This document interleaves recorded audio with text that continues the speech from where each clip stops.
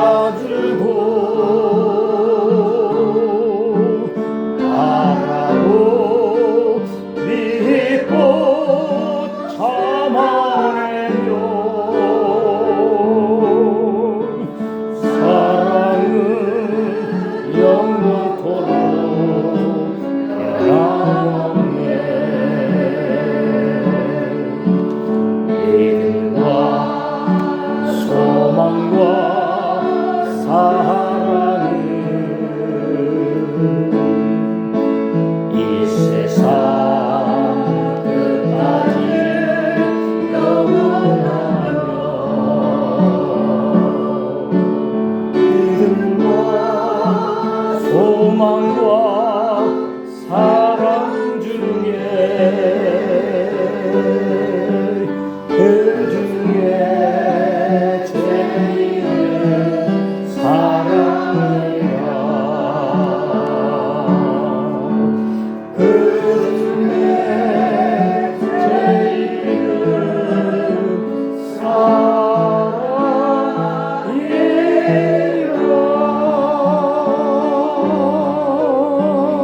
아멘. 사랑합니다. 사랑 인상하시기 바랍니다. 사랑합니다. 주님의 사랑으로 사랑합니다.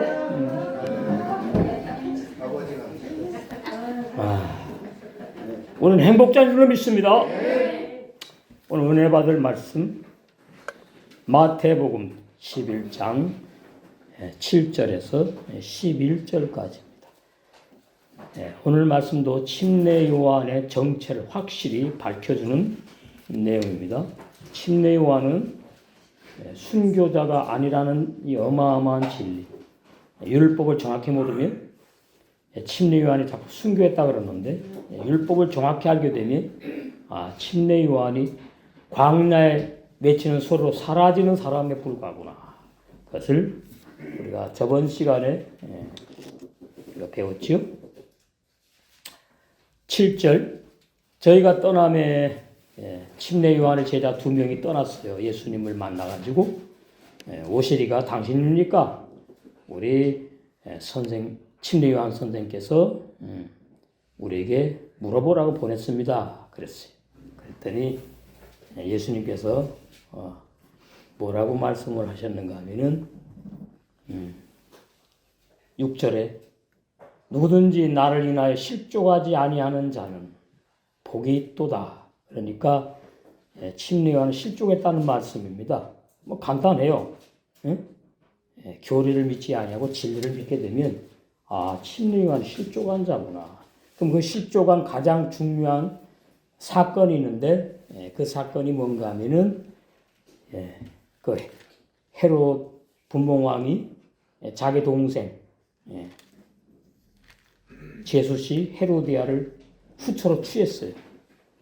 근데 그 헤롯 임금이 율법도 모르고 신자도 아닙니다. 유대 종교인도 아닌 불신자예요. 불신자가 잘못하는 그 죄를 책망하라고 침례 요한을 이 땅에 보내지 않았습니다. 구약에도 보시면 선지자들이 불신자들 만나가지고 책망하는 게 아니고 하나님의 백성 이스라엘 백성들을 책망했지요. 예수님께서도 마찬가지예요. 사복음서를 자세히 보시면 누구를 책망하셨느냐? 세상 사람의 죄를 지적하고 책망하시지 않았어요. 누구의 죄를 책망했느냐? 베드로, 구원을 선물로 받게 된 베드로가 예수님이 십자가에 돌아가실 것을 말리니까 예수님께서 뭐라 그랬죠? 뭐야 너희들은 물러가라? 사탄아 너희들은 물러가라. 참 무서운 말씀이죠. 베드로 자신이 사탄이 아니고 그 베드로의 육신의 생각에 사탄이 어떤 생각을 하게 했는가 하면은 예수님을 십자가에 죽지 못하게 하는 생각을 집어넣었어요. 그래서 베드로는 그게 자기의 생각이고 예수님이 십자가에 죽으시면은 선생님이 죽으시면 안 되잖아요. 인간적인 생각으로 사랑하는 마음으로 그게 육의 사랑입니다. 예수님을 붙잡고 막 말렸어요. 그 마태복음 16장에 보시면 예수님께서 이제 21절에 많은 고난을 받고 죽임을 당하고 제3일에 부활하실 진리를 제자들에게 말씀하시니까 22절에 베드로가 예수님을 붙들고 가나요? 아주 간절합니다. 이 인간의 사랑입니다. 주님 주여 그리 마옵소서. 예수님이 십자가에 죽으시다니요 말도 안 됩니다. 이 일이 결코 주님에게 미치지 아니하리이다. 예수님이 십자가에 죽으시지 않으면 베드로의 구원은 없어요. 그러니까 이게 사탄의 말을 한 거예요, 지금. 사탄의 말을 한 거다. 그러니까 23절에 예수께서 돌이키시며 베드로에게 이르시되 사단아 내 뒤로 물러가라. 너는 나를 넘어지게 하는 자라. 예. 그 로마서 8장에 육신의 생각, 사람의 생각, 하나님의 원수거든요. 그 육신의 생각, 사람의 생각이 우리를 신부단장 못하게 방해를 해요. 지체를 향한 내 몸처럼 사랑하는 진리의 사랑을 못하게 방해를 해요. 그게 넘어지게 하려고 그런단 말이죠. 물론 넘어지지 않지만 나를 넘어지게 하는 자로다. 내가 하나님의 일을 생각지 아니하고 하나님의 영의 일입니다. 하나님 영이시니까. 도리어 사람의 일을 생각하는다. 사람 영생하지 못해요. 하나님께서 여호와 하나님께서 만든 모든 것들은 영원히 존재할 수 없다. 그러면 창세기 2장 7절에 아담을 흙으로 지었어요. 만들었어요. 그 영원히 존재할 수 없어요. 그런데 자꾸만 그 헬라 철학 사상을 가지고 72명이 헬라어로 번역을 하면서 우리가 아담이거든요. 그 아담도 물론 아담이지만은 그 아담이 우리가 후손이니까 사람의 영혼은 절대로 소멸되지 않는다. 그것은 100% 맞는 말이 아니거든요. 누구에게는 소멸되고 누구는 소멸되지 않아요. 아주 중요한 진리입니다. 누구는 소멸되고 누구는 소멸되지 않느냐. 영생을 주시로 작정된 나의 영혼은 내 육체가 죽는 순간 육체도 흙으로 가고 썩으니까 뭐 화장을 하든지 땅에 묻고 매장을 하든지 없어지잖아요. 그 사람의 영혼도 소멸된다. 중요한 진리예요. 자, 로마서. 이 어마어마한 진리. 로마서 6장 3절에서 6절의 진리. 참 사도 바울을 통해서 진리 성령이 아주 중요한 진리. 여기 다 들어있습니다. 옛사람 죄인, 죽는 진리, 그 다음에 어떤 사람이 부활해가지고 영생하느냐 다 들어있어요. 거듭남과 구원과 영생의 진리가 다 들어있는 어마어마한 보석 중에 보석과 같은 말씀. 로마서 6장 3절에서 6절. 6절 보시겠습니다. 우리가 알거니와 이 진리를 알아야 돼요. 그 은혜를 입은 줄로 믿습니다. 우리 옛사람이 부모로부터 태어난 내 영혼이 육체까지 옛사람입니다. 예수님과 함께 십자가에 못 박힌 것은 과거 완료. 지옥 갈 걱정 없다. 심판받을 걱정 없다. 이거 참 어마어마한 진리입니다. 형벌받은 나는 영원히 없다. 그걸 보고 멸하여 소멸하여 원어에 그렇게 나와요. 소멸이 뭡니까? 없애버리는 거잖아요. 완전히. 죄의 몸이 옛사람 죄인을 말하거든요. 옛사람 죄인이 소멸되어 가지고 다시는 죄의 종로로 타는 옛사람 죄인은 없어져 버렸다. 그리고 성령으로 거듭난 영의 새 사람은 종로로 타지 않는 의인의 삶을 산다. 그래서 신부당장 한다 그 말이에요. 예. 이 얼마나 중요한 진리입니까? 그러면서 이제 8절에 그러는 겁니다. 예. 만일 우리가 그리스도와 함께 죽었으면 로마 교인들 중에 1000명이라면은 1000명 전부 다 이 연합 죽음, 연합 장사, 연합 부활의 진리가 다 믿어진 게 아니에요. 신앙이 어린 사람도 있었거든요. 그래서 만일 그래, 만일 로마 교인들아, 여기 로마서니까 그리스도와 함께 죽었느냐? 그렇다면 또한 그분이 부활하실 때에 함께 부활해서 영생할 줄을 믿는다. 이게 산다는 말은 영생의 의미가 있어요. 살다 죽는 게 아니고. 예. 그러니까 우리는 8절이 이미 지나갔지요. 우리는 6절까지 와가지고 온전히 부모로부터 태어난 유전되어서 태어난 나의 영혼 첫사람, 이 첫사람은 영생 못하는구나. 로마서에서 우리 6장 봤는데 고린도전서로 가십시다. 바울이 또 정확하게 밝혀놨지요. 고린도전서 15장 44절 육의 몸으로 심고 부모로부터 태어난 나를 말해요. 심는다는 말은 죽는다 그 말입니다. 죽는다. 그러면 이제 천국 갈 사람이 없잖아요. 영생할 사람이. 근데 뒤에 보면 나와요. 신령한 몸으로 다시 사나니 이랬죠. 그러니까 쉽게 비유하면은 어떤 씨앗이 있는데 그 씨앗을 땅에 묻어요. 그러면 그 씨앗이 있을 때에 이게 살았는지 죽었는지 몰라요. 근데 땅에 묻어놓고 얼마 기간 지나고 보니까 이렇게 새순이 싹 땅을 뚫고 올라와요. 그러면 그 씨앗이 살아 있었구나 그 말이죠. 근데 그 씨앗이 땅에 심겨져 가지고 어떻게 되지요? 죽어야 돼요. 죽어야 된다고요. 껍질이 다 벗겨지고 죽어야 돼. 그러면 그 껍질 속에 있던 그 생명, 그 씨앗 곳이 싹 올라와요. 그것이 이제 비유하자면 거듭난 우리 영의 새 사람으로 비유하신대요. 신령한 몸으로 다시 사나니. 육의 사람이 있고 신령한 사람이 있구나.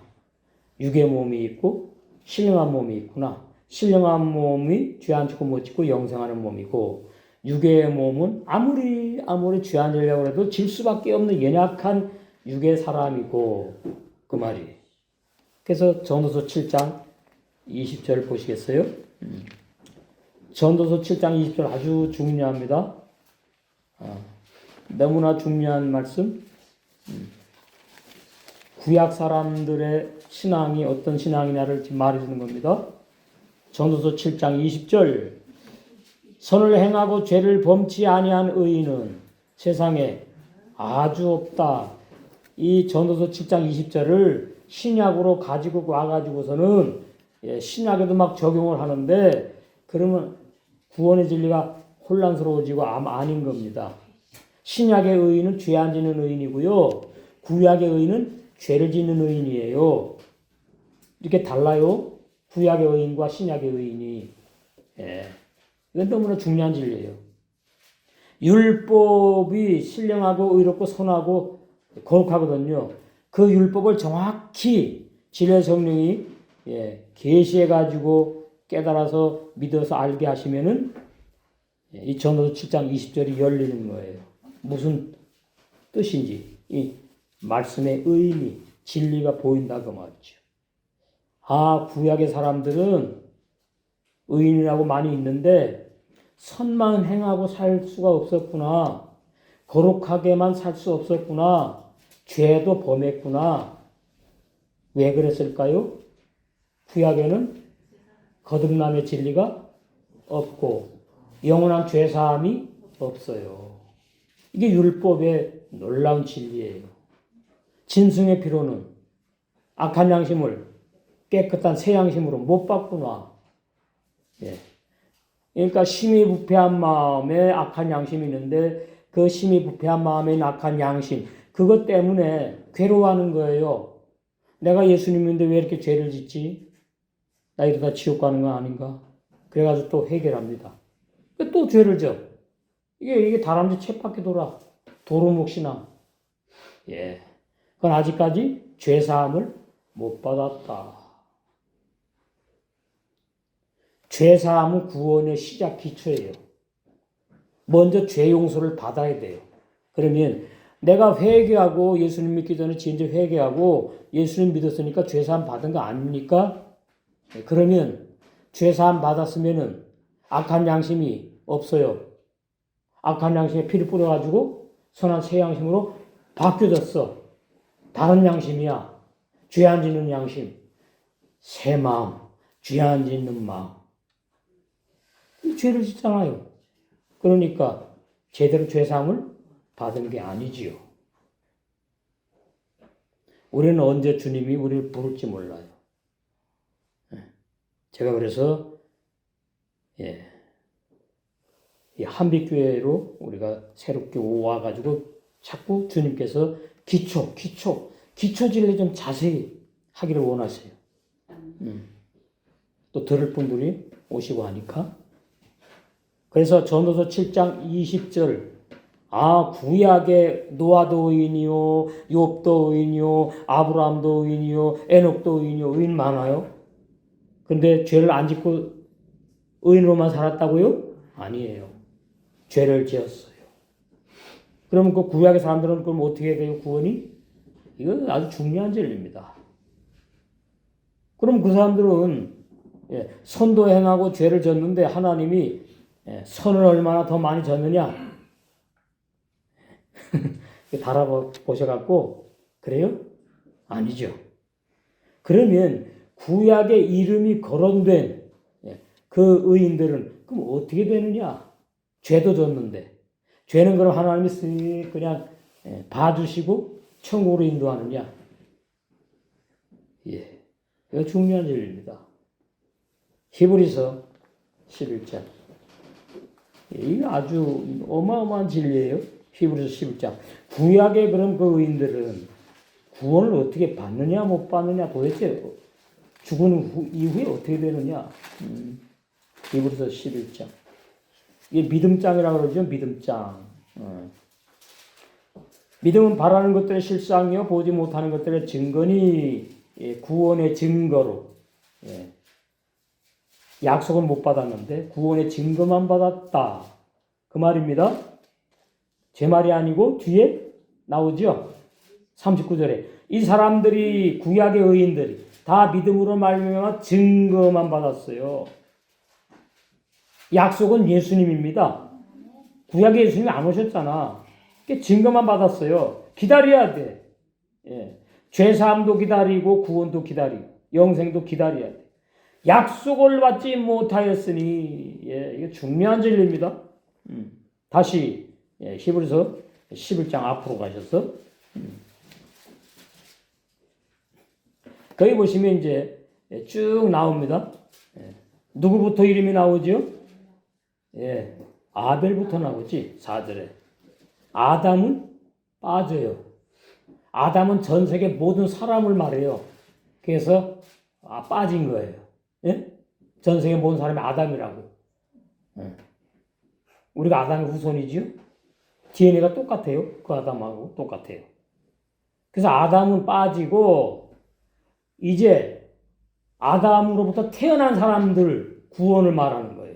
아벨의 두 번째 아들로 태어났잖아요. 가인 이름이 없어요.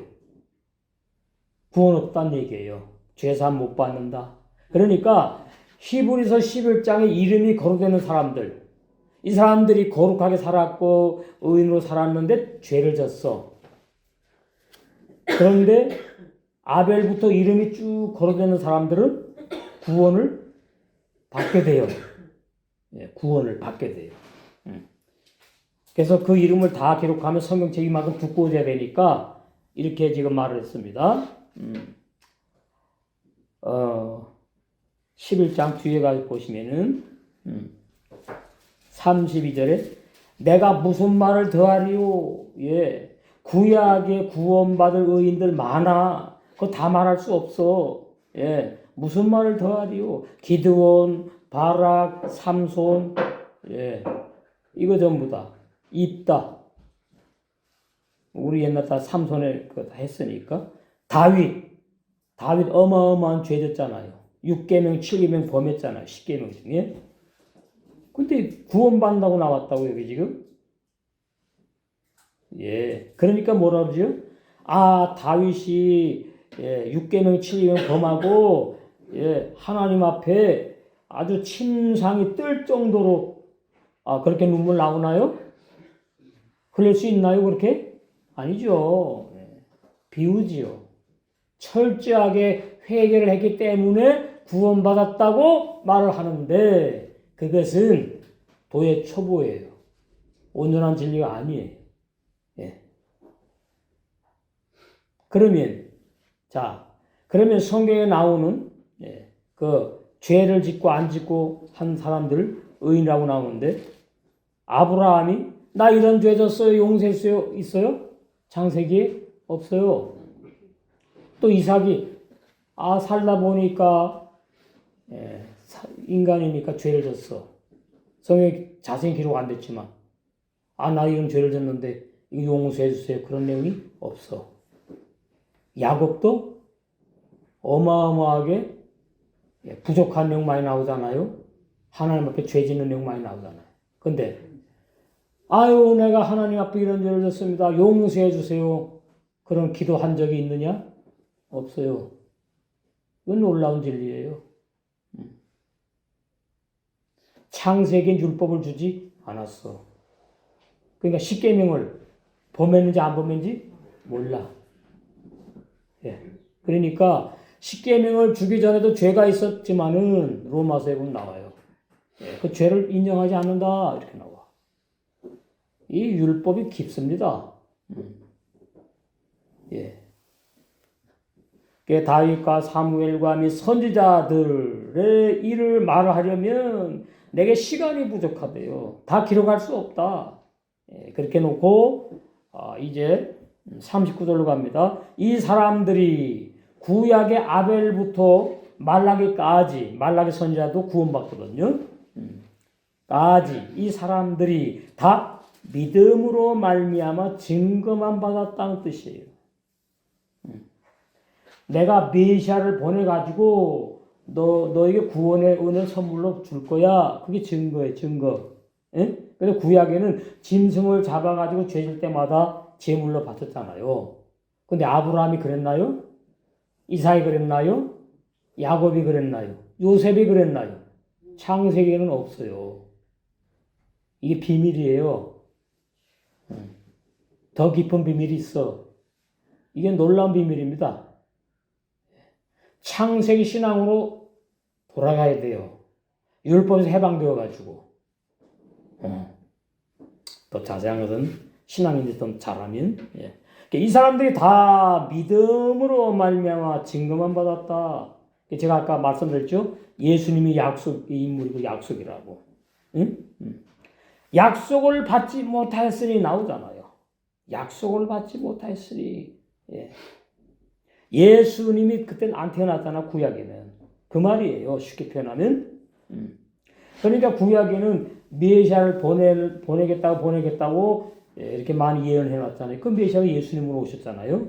그 예수님 십자가에 달려 돌아가셔가지고 죽으셨죠. 그죠? 십자가에서 피 흘려가지고. 그래가지고 죽으셨는데 히브리서 그 앞에 9장 12절.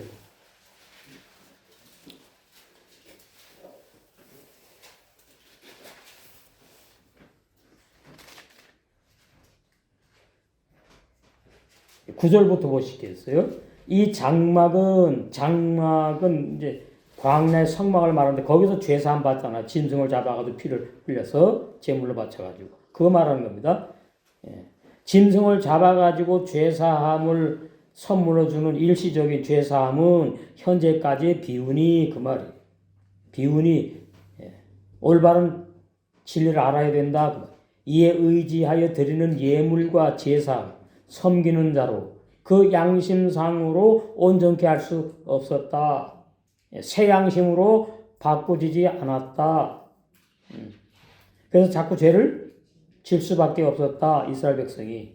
창세기가 아니고 출애굽기, 레위기 쭉 출애굽기부터 말라기까지 구약 사람들, 구약의 하나님을 믿는 사람들, 이런 것은 먹고 마시는 것과 여러 가지 씻는 것과 함께 육체의 예법만 되어서 바뀌어야 돼. 율법 신앙에서 복음의 신앙으로 바뀌어야 돼요, 우리가. 응? 우리는 바뀐 줄로 믿습니다. 개혁할 때까지, 바뀔 때까지 맡겨뒀다. 그래서 예수님이 오셔가지고 개혁을 한 거예요. 개혁. 짐승의 피로 한시적인, 일시적인 죄사함을 하는 영원하지 못한 그 죄사함, 그걸로 안 돼. 내가 와가지고, 내가 십자가에서 피 흘리고 살찌키셔가지고, 영원히 죄를 다 사해 주로 내가 왔다. 예수님께서. 그 2000년 십자가에 죽으신 거거든요. 예. 그래서 12절이에요. 염소와 송아지의 피로 죄사함을 일시적으로 부족한 그런 것 준 죄사함이 아니고 오직 자기의 피로 예수님의 의로운 피로 영원한 속죄를 이루사. 과거입니다. 2000년 전에 예수님이 십자가에 죽으실 때에 영원히 죄를 다 속해버리셨네? 그럼 나는 죄가 없네? 이 말이거든요. 예? 염소와 송아지의 피로 아니하고 오직 예수님의 자기 피로 2000년 전에 십자가에 달려 돌아가실 때에 영원히 모든 죄를 다 용서해버렸다. 속해버렸다. 다 사해버렸다. 이 말이에요. 그런데 이것을 이렇게만 알면 구원파 이단이 나와요. 해석을 제대로 할 줄 알아야 돼요. 영원한 속죄를 불신자한테도 해당한다 그러고, 예? 또 예수 믿는 모든 교인한테도 해당된다 그러고, 그러면 예수 믿는 교인이나 불신자나 구분할 필요가 없잖아요. 그죠? 예수님 십자가에 달려 돌아가실 때에 가인의 죄도 용서해 버리셨대. 예? 그리고 우리가 잘 아는 공산당, 예? 우리 저 위에 말이죠. 그런 사람 김일성의 죄도 용서해 주셨대. 아니에요. 예. 예수님의 영원한 속죄는 정이 있어요. 아무 애가 아니고.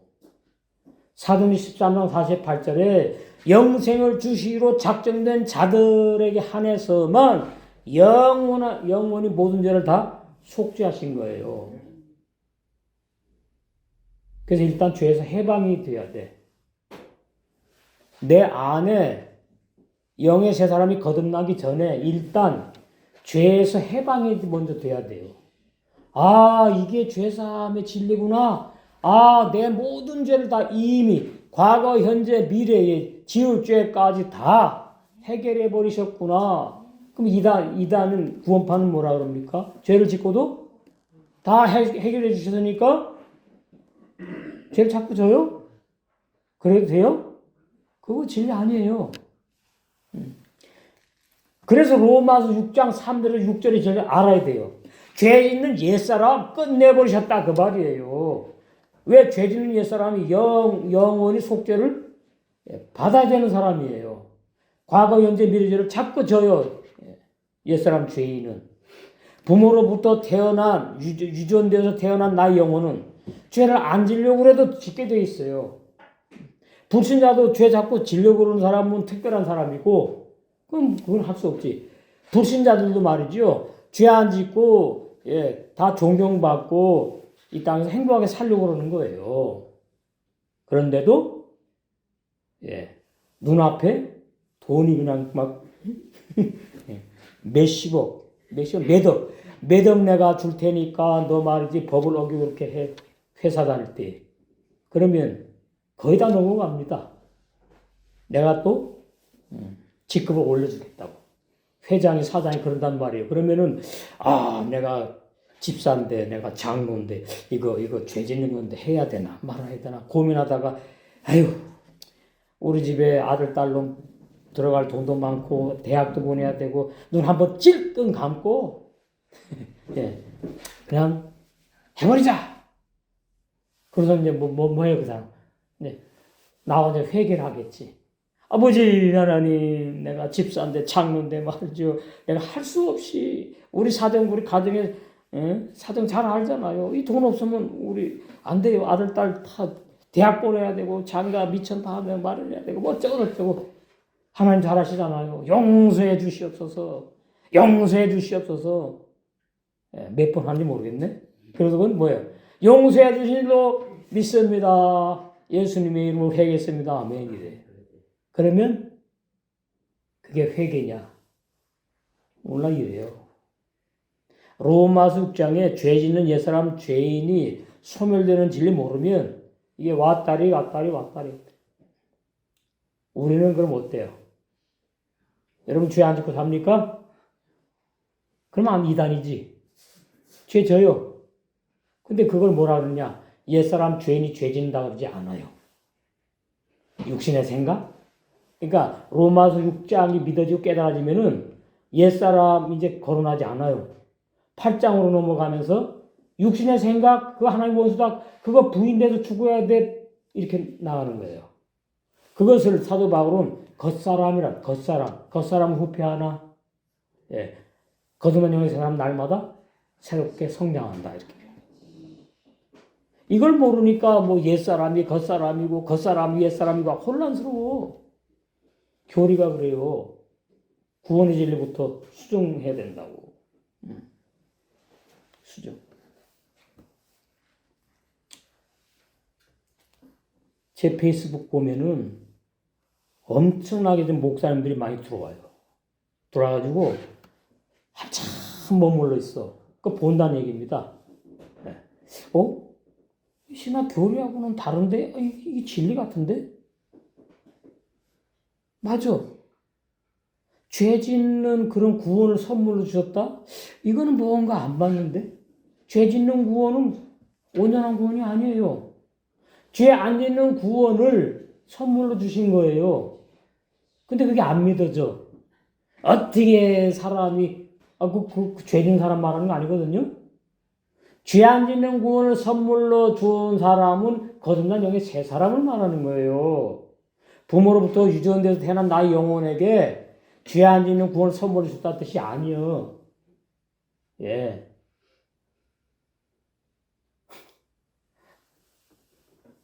이거 아주 중요합니다. 다시 히브리서 9장 좀 더 읽으세요. 13절. 염소와 황소의 피와 및 암송아지의 죄로 부정한 자에게 뿌려 그 육체를 정결케 하여. 보세요. 영혼입니까? 여기 보니까 육체예요. 아무리 육체 정결케 해봤자 그 영혼이 뭐 악한 양심이고 더러운 심리 부패한 마음인데 뭐 구원 없다 이 말이에요. 그 예수님이 오신 거예요. 구원을 선물로 주시려고. 육체를 정결케 하여. 영혼이 아닙니다. 마음이 아니에요. 거룩해 하거든. 그 일시적인 거죠. 일시적인 거. 예. 하물며 영원하신 성령으로 말미암아 흠없는 자기 예수님의 몸을 하나님께 십자가에서 산제물로 드린 그리스도의 피가 어찌 너희 양심으로 죽은 행실에서 깨끗게 하고 살아계신 하나님을 섬기게 못할 줄로 아느냐? 예. 이거 중요합니다. 죽은 행실이 뭐죠? 죽은 행실. 히브리서 6장 1절에서 보니까 죽은 행실이 뭐라고요? 죄사함 못 받은 종교인들이 자꾸 죄를 지니까 자꾸 회개하는 것을 너 죽은 사람인데 너 뭐 회개해봤자 나 안 봐도. 죽은 사람이 자꾸 회개를 한다요. 예. 그래서 마태복음 7장에 능력받고 사역을 하고 했던 사람들을 예수님이 인정을 왜 안 하시느냐. 죄사함도 못 받은 사람들이 능력받고 사역을 이렇게 해석을 해요. 불법을 행한 자들아. 아무리 하나님의 음성을 듣고 뭐 어쩐다고 해도 죄사함을 못 받은 사람은 속는 거예요. 따라가면 안 돼요. 미혹당하는 거예요. 예. 보내주셨잖아. 아니에요. 마태복음 7장에 보면은 능력 행하고 환상 계시 보고 뭐 하나님의 음성을 듣고 이 말씀이 하나님의 음성의 결론이에요. 예. 보세요. 종말론주의자들 김대성 목사 그 이단인데 그냥 뭐 계속해서 완전히 틀리고 시한부 종말론 주장하고 예. 그러면 옛사람 죄인이 구원받는다고 그래요. 그 사람들도. 그러면 들을 게 하나도 없는 거예요. 아세요? 보세요. 죄사함도 못 받은 사람이 뭐라 그러면 내가 죄사함 못 받으면 그걸 들어요. 내가 죄사함 받은 사람이라면 저건 아닌데 맞는 말 같지만 저건 아니야. 안 들어요. 미혹 안 당해. 그러니까 가장 중요한 것이 뭐라고요? 내가 먼저 죄사함이 확실하냐? 죄사함. 근데 그것은 내가 원한다고 되는 게 아니에요. 예, 은혜로 되는 은혜. 성령의 은혜로. 다시 히브리서 9장. 죽은 행실에서 깨끗게 한다는 말은 악한 양심에 피를 뿌려가지고 선한 새 양심으로 죄 안 짓는 사람의 양심을 바꿔놓는다는 뜻입니다. 예? 죽은 행실 깨끗하게 하고 살아계신 하나님을 섬기게 못하겠느냐. 제대로 진리 좀 알아라. 죽은 행실이 뭔지 너 알아야 돼. 예. 예수님의 영원한 속죄가 누구에게 해당되고 누구에게 해당 안 되는지 알아야 돼. 그 말이에요. 이건 교리로는 안 되는 겁니다. 진리로 되는 거예요. 진리로. 히브리서 10장 넘어가면 나옵니다. 예. 죽은 행실에서 뭘 깨끗하게 했는지 나와요. 22절. 그 앞에 보면 20절. 그 길은 영생의 길, 구원의 길은 우리를 위하여 휘장 가운데 열어놓으신 새롭고 산 길이요. 예수님 십자가에 죽으시면서. 휘장은 곧 저의 육체니라. 그러니까 무슨 말인가 하면은 이스라엘 백성들이 광야 한가운데다가 성막을 지어놓고 그 성막 울타리 안에 들어가면은 재물 잡는 재물들이 많이 있어요. 비둘기부터 소 막 이렇게 있어요. 번제단 있고 물두멍 있고. 그러면 이제 첫 장막이 있어. 그 첫 장막을 열고 들어가면은 지성소하고 이렇게 천으로 가로막아 놨다고. 그러니까 지성소에 못 들어가. 지성소에 들어가면 하나님을 만나는 것이고 죄인이 하나님 만나면 그 자리에 직사에 죽으니까. 그게 사랑이에요, 사랑. 그런데 예수님의 육체가 뭐예요? 그 지성소에 성소와 지성소 가로막은 그 휘장을 없애버리는 거예요. 제거해버리는 거예요. 예수님 육체, 십자가에 죽으면서. 그러면 성소에만 들어가면 뭐가 보입니까? 지성소에 법궤가 보이는 거예요. 거기 하나님을 만나는 거예요. 천국이 뭐예요? 하나님 만나는 거예요. 그걸 비유한 거예요. 성막의 비유. 예. 그래서 곧 저희 육체니라 또 하나님의 집 다스리는 큰 제사장이 계심에 부활하신 주님, 우리가 마음의 뿌림을 받아 예레미야 10장 9절에 심히 부패악한 죄인의 마음에 뭘 뿌림 받느냐? 예수님의 의는 피를 뿌림을 받아요. 양심의 악을 깨달았게 되는 거예요. 그리고 몸을 맑은 물로 씻었으니, 그러면 이게 이제 번역에 조금 오류가 있거든요. 요단강물로 씻었는가? 수돗물로 씻었는가? 몸을 맑은 물로 씻었으니 참마음과 온전한 믿음으로 하나님께 나가자. 이제 죄사함 받아가지고 구원받아 이제 거듭나게 되니까 하나님을 만나도 안 죽는다. 하나님께 나아가자. 예. 양심의 악을 깨닫는 것은 예수님 믿기 전에 불신자로 있을 때 지은 죄를 말하는 게 아니에요. 하나님의 뜻대로 못 산 죄를 말하는 거예요. 십계명에 걸린 죄를 말하는 거예요.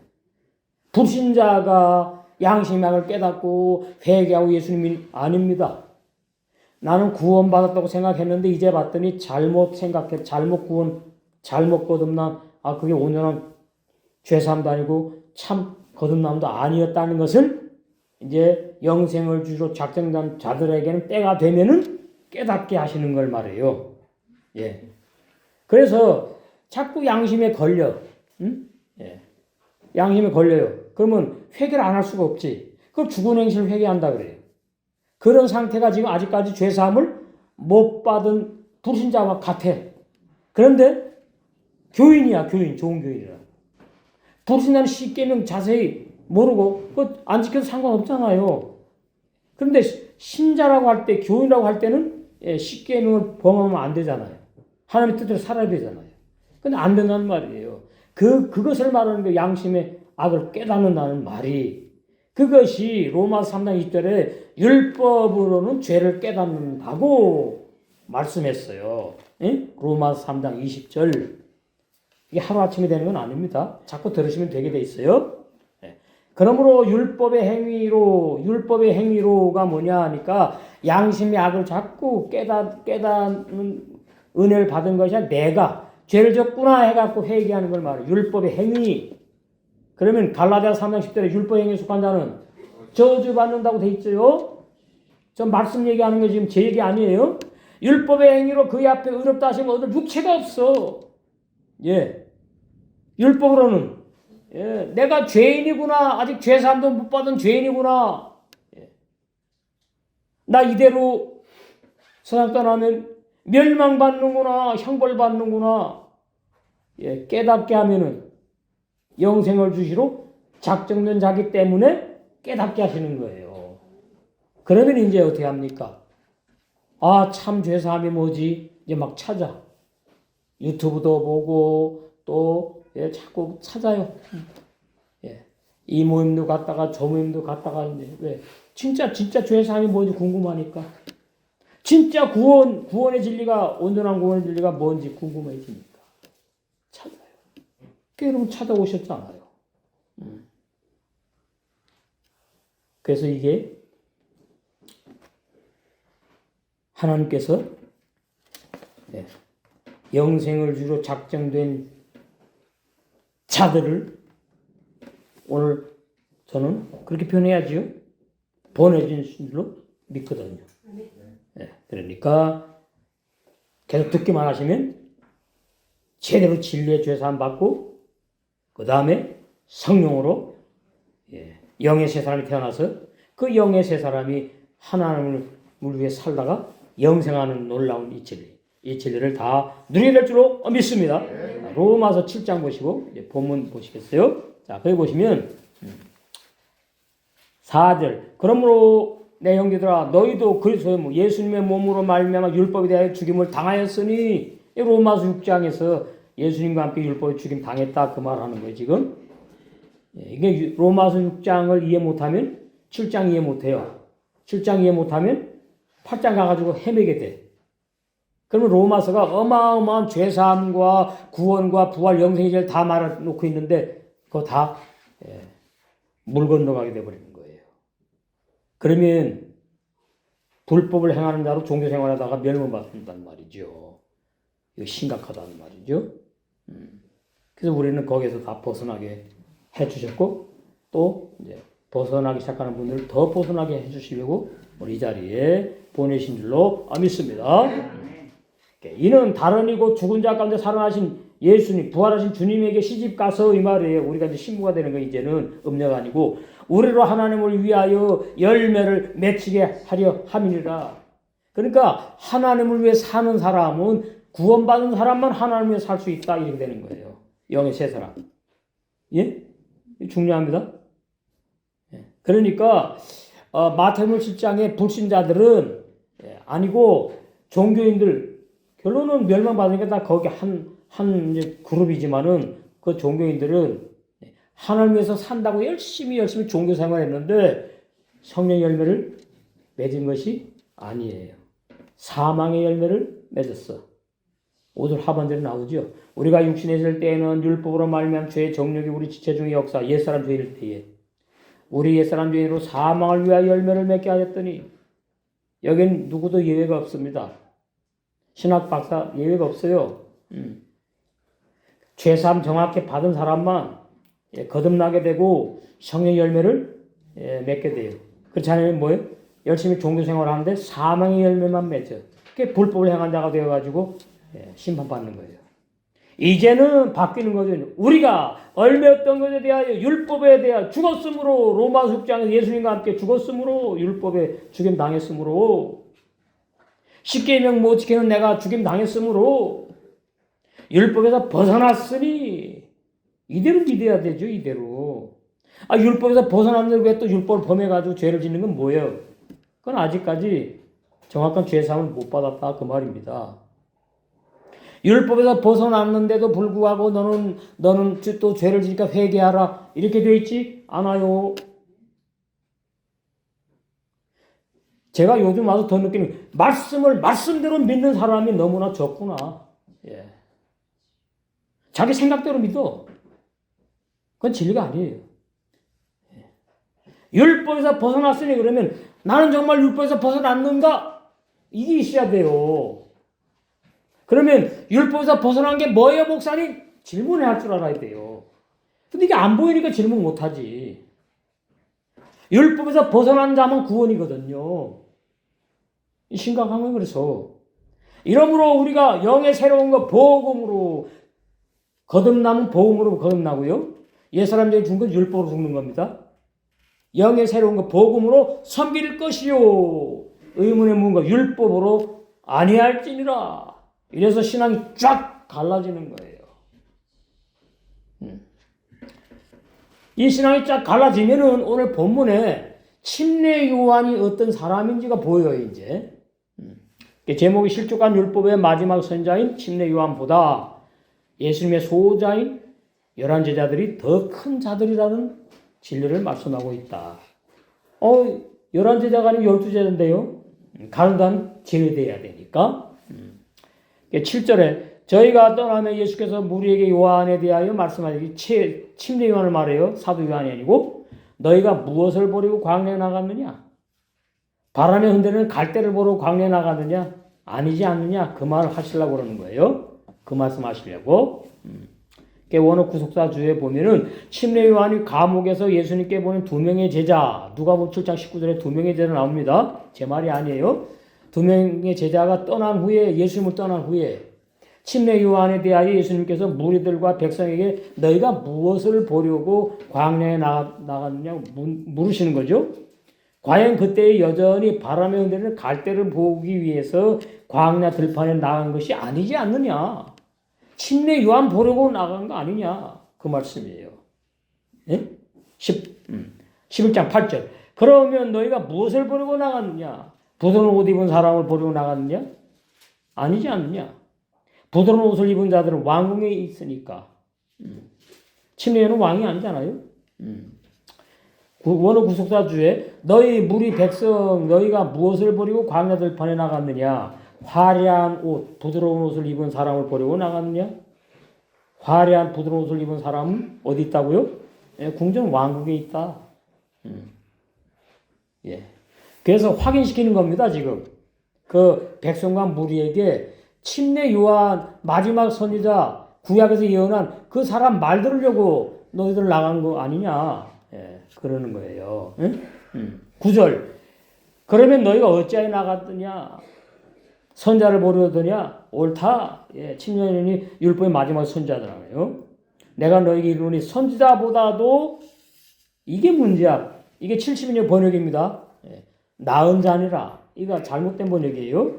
이렇게 해놓으니까 침례가 자꾸 순교자라고 말을 하는 거예요. 그래서 히브리 원어 성경 마태복음을 알아야 됩니다. 그 정확하게 돼 있으니까. 원어 구속사 주에 너희 무리 백성이 어찌하여 나갔느냐 광야로 선자를 보려고 나갔지 말이. 침례 요한이 마태복음 13장 11절에 많은 선자들보다 큰 자라는 뜻은 예수님을 유일하게 본 선자이기 때문에 크다는 뜻이에요. 구약의 선자는 예수님을 보고 싶어도 못 봤다고 나오나. 근데 침례 요한은 봤어 그래도. 저 메시아. 그럴 것이에요. 그래서 그 면에서만 크다 그 말이에요 지금. 그런데 이걸 오해해가지고 침례 요한을 크다 그랬으니까 이건 순교자고 대단하다고 오해한다 그 말. 오늘날 많은 전 세계 많은 교인들이 자 다시 말씀드리면 왜 예수님께서 내가 너에게 이르노니 선지자보다 낫다 이러는데 여기 원어에는 크다 이렇게 돼 있어요. 크다고. 낫다가 아니고 원어에는 크다. 왜 그러면 예수님께서 침례 요한을 여러 구약의 선자보다도 크다고 말한 이유가 뭐냐 그 말이에요. 구약에는 왜 그러냐면 메시아를 기다렸고 보기를 그렇게 원했는데 예수님이 안 오셨어. 그러니까 볼 수가 없었어. 보지를 못했어. 자, 마태복음 13장. 이렇게 진리는 말이죠. 말씀으로 쭉 연결해가지고 해석이 그냥 나오는 겁니다. 마태복음 13장.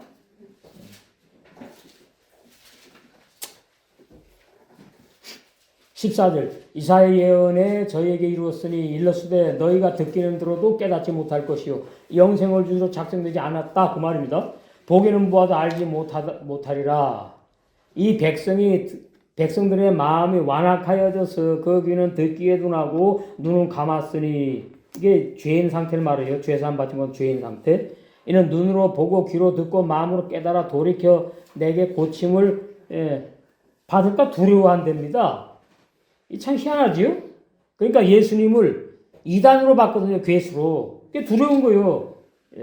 예수님 앞에 가가지고 죄를 다 자복하고 죄 사함을 받고 천국 복음을 받아서 구원을 받아야 되는데 두렵대. 두려워한다 그 말이에요.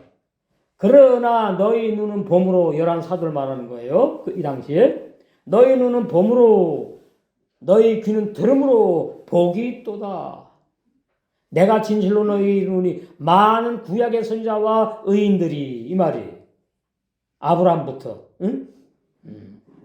너희 보는 것들을 보고자 하여도 보지 못하였고 너희 듣는 것들을 복음의 진리 영원한 속죄의 진리 영원불변한 구원의 진리 영원불변한 죄사함의 진리 거듭남의 진리 로마서 6장 3절 6절에 영원불변한 진리 듣고자 하여도 듣지 못하였느니라.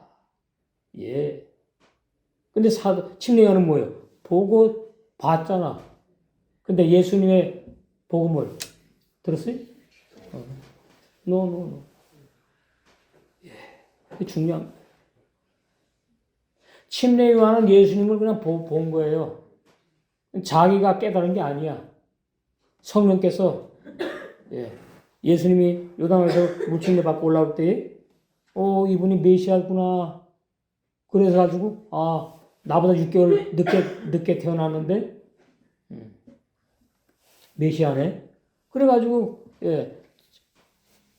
그 천국 복음 내용 깊이 없어.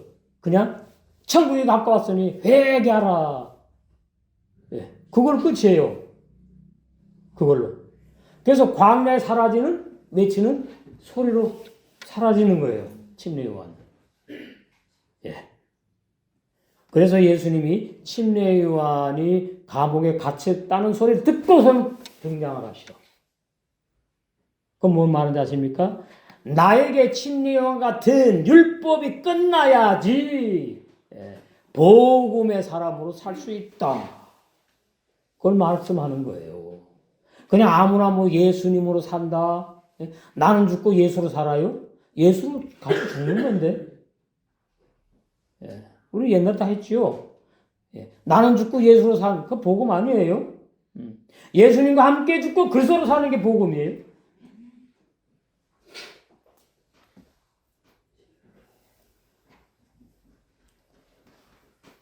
그래서 침례 요한을 예수님을 보았기 때문에 크다고 말하는 것 뿐이야. 구약의 이제 아벨부터 쫙 말라기 선지자까지 메시아를 못 봤어요. 구약에 예언돼가지고 오실 것만 알았잖아. 그러니까 침례 요한은 봤거든. 그래서 크다 그 말이에요. 별거 아니야. 그러니까 크다는 말이 침례 요한이 아벨보다 크고 아브라함보다 크고 이스라엘 선자보다 크다는 말이 뜻이 아니다. 정확히 알아셔야 돼요. 이걸 오해하면 이제 자꾸 침례한 순교했다고 이제 착각하게 된다. 오해하게 된다 그 말이에요.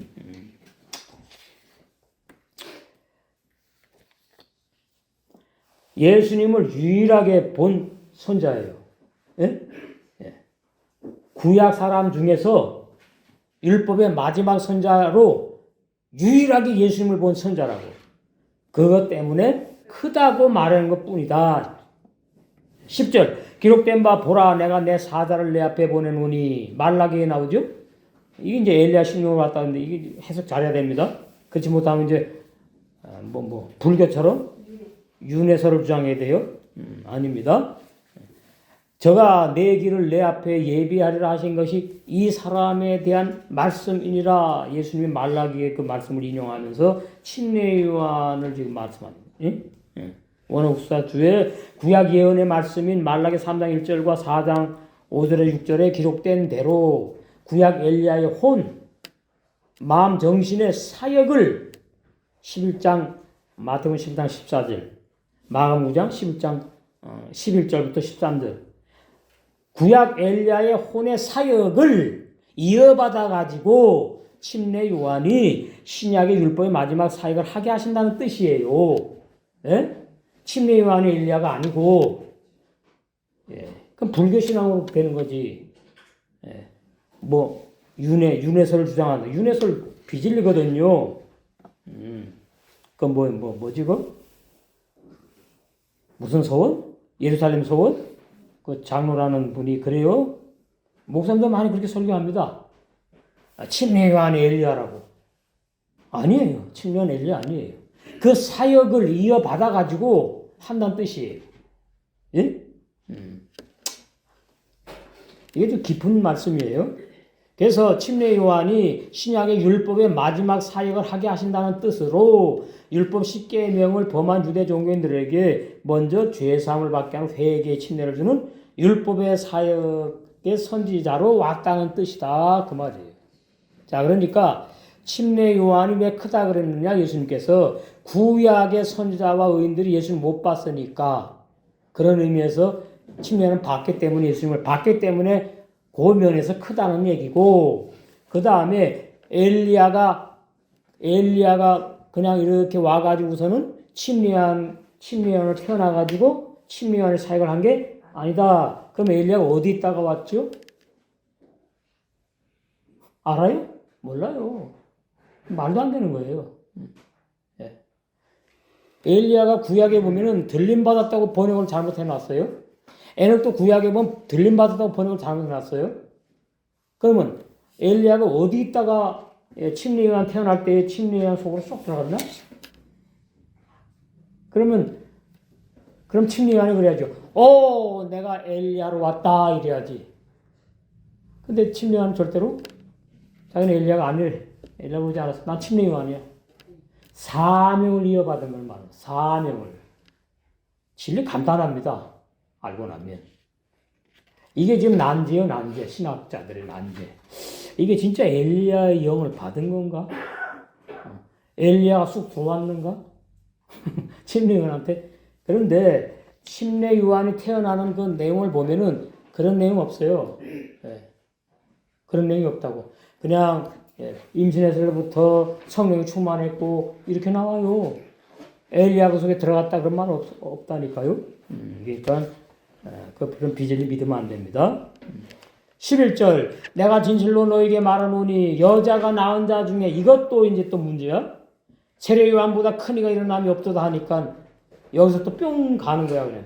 그러니까 세례 요한, 침례 요한을 순교자고 대단한 마지막 선자라고 이제 이렇게 오해를 한다 그 말이에요. 응? 예. 진실로 내가 너에게 말하노니 여자가 낳은 자 중에 여자의 의미를 알아야 됩니다. 세례 요한, 침례 요한보다 큰 이가 태어남이 없도다. 일어난다는 말은 출생함이 없도다 그 뜻이. 그러나 이 뒤가 문제예요.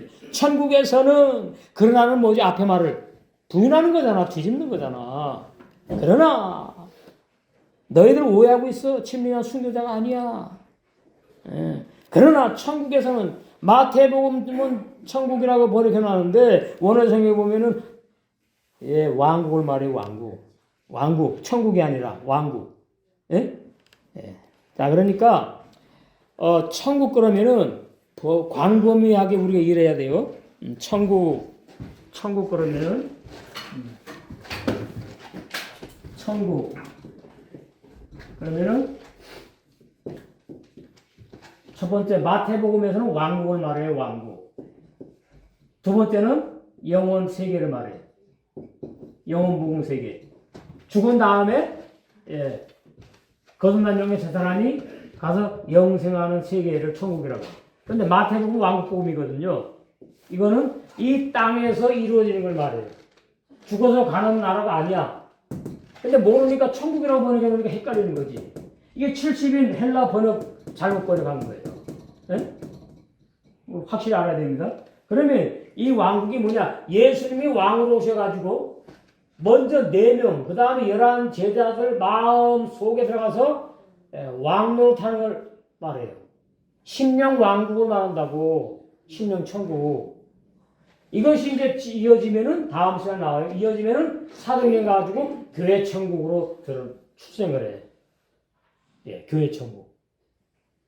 교회 천국은 어떻게 생기죠? 11 사도가 반드시 뭘 받아야 되죠? 성령. 예, 성령을 받아야지만이 주님의 몸된 교회가 탄생을 합니다. 그러니까 오늘날 이 땅에 많은 종교단체가 엄청 많아요. 예. 그럼 뭐, 예. 교회라고 다 똑같은 교회가 아니다. 이렇게 되는 거죠.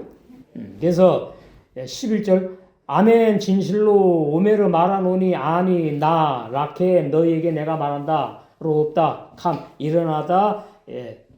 이게 출생을 말해요. 빌루데 출생한 이샤 여자. 이제 이 여자가 진짜 여자도 말하지만은 율법 아래 태어나는 걸 말합니다. 율법. 갈라디아 4장 4절에서 5장 24절에서 25절. 이 땅에 속한 사람. 그래서 침례 요한은 목이 잘려가지고 사라지는 겁니다. 이 시인은 남자를 말해요. 거듭난 영의 세 사람. 까돌 크다 미오 하난 요한 한마트 삘 침례 잠그다 세례는 물을 뿌리는 겁니다. 내가 아무개 집사님에게 성부와 성자와 성령으로 세례 주노라. 그거는 세례 그럼 죽습니까? 침례가 죽지. 물속에 잠겨야 죽잖아. 그래서 우리 장로교는 이제 세를 주잖아. 침례교는 침례를 준다고. 그래야 침례교는 항상 아무리 작은 교회도 뒤에 모기통이 있어. 모기통 같은 게. 그렇지. 그래서 앞에 이렇게 코드를 쫙 쳐놨어. 그래가지고 1년 되면은 침례를 줘요. 그게 맞는 거예요. 주려면. 물에 잠겨야 죽잖아. 그런 걸 알아야 됩니다. 교리들이 다 달라 그래서 장로교와 침례교가. 그런데 오늘 본문은 침례. 예수님도 어때? 요단강물에 푹 잠겼지. 예수님이 침례요한한테 침례 받을 때에 이렇게 서가지고 요단강 안 들어가. 요단강 들어가도 이 무릎 발목까지만 어디 딱 있어가지고 침례요한이 손바닥 물을 해가지고 이렇게 줬어요? 아니죠. 요단강물에 푹 잠겼다고 예수님도. 그래서 로마서 6장이 율법의 물에 푹 잠겨 죽는 걸 말한다고요. 그러니까 로마서 6장을 깨닫는 게 어려운 것은, 이해하기 어려운 것은 물 침례란 단어가 없고 무엇에 죽었는지 감춰놨기 때문에 이게 혼란스러운 거예요. 그러나 정확한 죄사함과 정확한 거듭난지를 알면은 로마서 6장이 쫙 열려 보이는 거예요. 물 침례로 죽었다는 말씀이구나. 그러니까 예수님이 실제로는 뭐예요? 나무에 달려서 돌아가셨는데 사도 바울은 우리의 죽음을 말하기 위해서 침례받아 죽었다, 세례받아 죽었다고 표현했단 말이에요. 응? 그래서 우리는 뭐예요? 실제로는 고린도전서 15장 30절에 내 십자가의 날마다 죽는 게 있는 거예요. 십자가에. 예.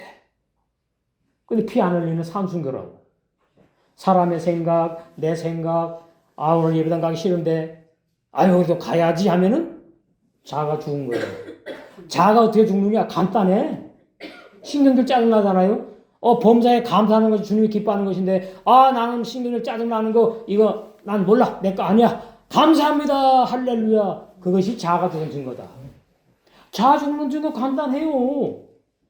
부부싸움 할 때에 시시비 가리면 자아가 안 죽은 거예요. 아무리 봐도 아내인 내가 맞아. 남편이 좀 고집불통 막 부려. 에휴, 주여. 내가 죽었다. 그러면 남편이 이제 싸움을 안 하다가 나는 승리한 거예요. 예? 그 전부 다 하나님 입장에서. 예. 날마다 사도 바울 나는 날마다 죽노라는 나도 날마다 죽는 것이 얼마나 자랑스럽고 그것이 걸음이 죽어가지고 걸음이 돼가지고 걸음 영의 세 사람이 신부단장 성장하니까 그런 진리 알면은 날마다 내가 죽는 것이 억울한 게 아닙니다. 부부 싸움에서 내가 죽는 것이 억울한 게 아니라니까. 정말 저 철전지 원수 저 진짜 원수야 원수. 근데 그 원수 삼으면은 내 신부단장이 안 돼. 그러니까 뭐예요? 나를 위해서 용서하는 거예요. 이것도 좀 수준이 낮은 거지만 그것도 꽤 필요한 거지. 더 올라가면 뭐죠? 아, 원수 사랑하라 그러는데 그러면 아, 예수님이 원수 같은 나를 위해서 돌아가셨지. 근데 내가 하나 인간 원수 저거 사랑 못하는 것이 내가 진짜 신자냐? 이래가면서 아버지 그러면서 내 마음에서 원수라는 단어를 싹 제해버리네. 자가 진짜 멋있게 죽은 사람이다. 또 살아나? 또 죽으면 돼요. 한 번에 끝나는 게 아니니까. 그게 바울이 뭐예요? 염두만 난 날마다 죽는다 그랬잖아. 날마다 죽는 거예요. 날마다. 우리는 날마다 못 죽으면 뭐예요? 그냥 뜨문뜨문도 죽으면 돼. 신앙의 분량 따라 다 달라요. 누군 더 많이 잘 죽고 누군 덜 죽고 그래도 죽는 게 뭔지 자아 죽는 게 뭔지 체험했다는 거 중요한 거예요. 그 체험이 나에게 산 간증이 되는 것이고 자꾸 잘 죽을 수 있는 길이 열린 거거든. 그래서 나를 부인하는 것이 얼마나 주님이 기뻐하는 것이고 신부단장이 절대로 필요한 것이다. 내 악한 자가 죽는 것이 얼마나 신부단장한테 필요한 것이냐 맞죠? 아크 오직 핫같은 소자 한말로 구트가 왕국입니다. 왕국 천국이 아니고 거듭난 새 마음의 심령 천국을 말한다. 그러니까 예수님이 오시기 전에는 전부 다 이 땅에 다 죄인들만 있어. 전부 다 깜깜한 죄인들이에요. 근데 예수님이 한 줄기 빛이 딱 오셔가지고 4명에게 빛으로 그 다음에 이러한 제자에게 빛으로 사역하신 거죠. 그 들어오셔가지고서는 그 11제자의 새 마음의 왕국, 예수님이 왕으로 다스리시는 심령 천국을 시작하신 거예요. 우리도 심령 천국이 누구는 10%, 누구는 30%, 누구는 40%, 누구는 50%, 60, 70, 80 과반선 넘어가야 돼. 그러면은 감사와 기쁨이 잘 나와. 왜? 천국이니까. 환경에 슬프고 짜증나고 뭐 여러 가지 어렵고 그냥 살맛 안 나고 아유 나는 왜 태어났나 뭐 이런 것에서 해방이 된단 말이에요. 그게 자아 죽는 사람들의 행복이에요. 행복. 잘 될 줄로 믿습니다. 난 날마다 죽노라. 하샤마임 하늘들 안에 까돌 크다 후 그는 민맺는 선택대들을 11제자들 말한다. 원어 구속사 주에 마태복음은 침례받음으로 죄사함 받은 의인인 11소자들.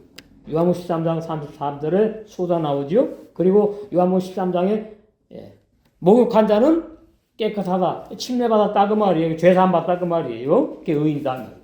새 마음의 11제자 새 마음의 왕국을 예수님이 왕으로 건설하심으로 실족한 침례 요한보다 예수님이 사도로 파송하시는 부르신 11 제자들이 뭐하다?